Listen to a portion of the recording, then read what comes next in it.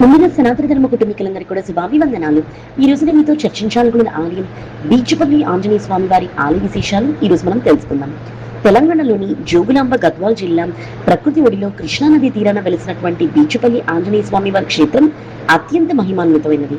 జాతీయ రహదారి పక్కనే కొలువై ఉన్నటువంటి ఈ ఆలయం ఆధ్యాత్మికకు, చారిత్రమైన ప్రాధాన్యతకు నిలయంగా బాసిల్లుతూ ఉంది. ఇక్కడ స్వామివారిని దర్శించుకుంటే సకల బాధలు తొలగిపోయి మనశ్శాంతి లభిస్తుందని భక్తుల యొక్క విశ్వాసం. బీచుపల్లి ఆంజనేయ స్వామి క్షేత్రానికి సుమారు 500 ఏళ్ల చరిత్ర కలదు.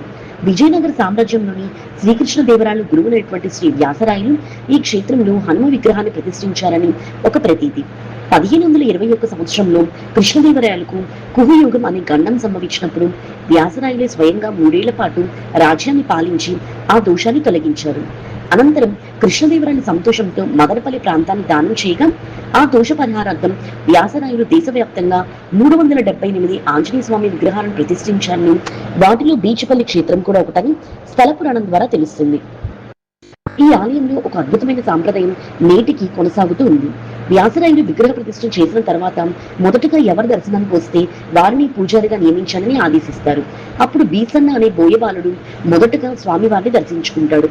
ఆనాటి నుంచి నేటి వరకు ఇక్కడ బోయవారి ప్రథమ పూజ చేయడం, హారతి ఇవ్వడం ఆనవాయితీగా వస్తుంది. మరియు వ్యాసరాయలు ప్రతిష్ఠించిన ఆంజనేయ స్వామి విగ్రహ ప్రతిష్ఠ ఏంటంటే, స్వామివారికి ఇరువైపులా శంకు చక్రం ఉంటాయి.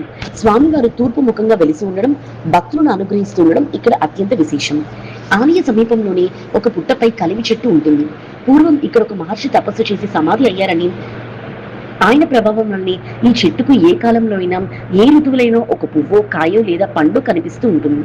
ఈ ప్రాంతాన్ని ఒక వేదికగా నిర్మించారు. హనుమాన్ దర్శనం కోసం బీచుపల్లి వచ్చే భక్తులకు ఎంతో పవిత్రమైన స్థలం. ఈ చెట్టు చుట్టూ ప్రదక్షిణాలు చేయడం వలన వంశంలో లేమి అన్నది లేకుండా తరతరాలు కలిమి అంటే ఐశ్వర్యంతో ఉంటారని విశ్వాసం. అందుకే ఈ చెట్టుకు కలిమి చెట్టు అనే పేరు వచ్చింది. నిజానికి కలిమి చెట్టు అంటే ముళ్లతో ఉండే వాకాయి చెట్టు. కానీ ఈ చెట్టుకున్న మహత్యం వలన ఈ విశ్వాసం బహుళ ప్రచారం పొందింది. బీచుపల్లి ఆంజనేయ స్వామి వారి ఆలయంలో ప్రతిరోజు 4 సార్లు హారతి, అర్చన జరుగుతాయి. మరి తెలుసుకున్నారు కదా బీచుపల్లి ఆంజనేయ స్వామి వారి ఆలయ చరిత్ర. ఈ వీడియో చూస్తున్న అందరికీ కూడా కృతజ్ఞతలు.